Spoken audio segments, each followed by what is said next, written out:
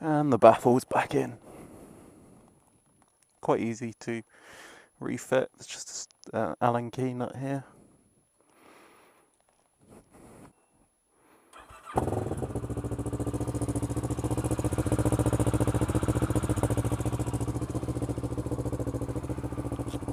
So hey guys, you join me on a lovely British day after just visiting the motorbike shop in Clevedon Motorcycles, to see about a weird issue I've been having with the Versys.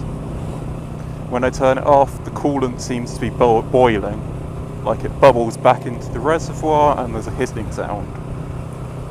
So yeah, I've booked it in for Thursday, which means it's probably going to be a big bill, as he came out and checked the two obvious things that I'd already done, which are the coolant level, which is normal, and the cap is on tight. So it's going to be a painful bill, I think.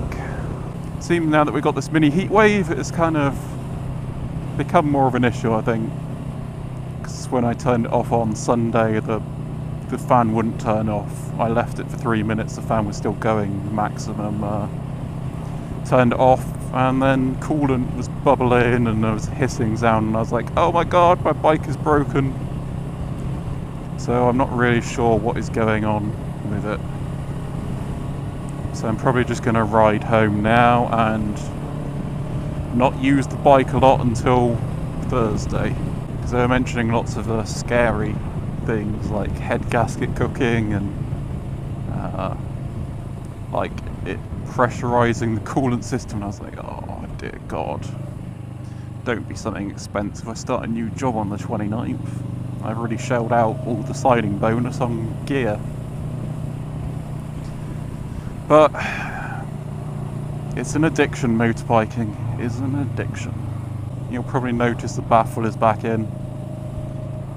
This is mainly due to neighbours on my street. There are 3 childminders that look after babies, and yeah, my parents got a bit of flack for me having such a loud exhaust. They were all like, has he changed his exhaust for an even louder one? And I was like, oh no, I'll have to keep the Baffle in. Yeah, I think without the Baffle it is really bad, and I'm not gonna risk the neighbour's wrath when I go to parents. But yeah, Baffle's back in. Sad day. But without the Baffle it is still pretty loud. I think probably we met Cross on Saturday, and British biker Matt will attest it is a rather right on the legal edge with the Baffle kind of exhaust. Saying that, I did get a comment from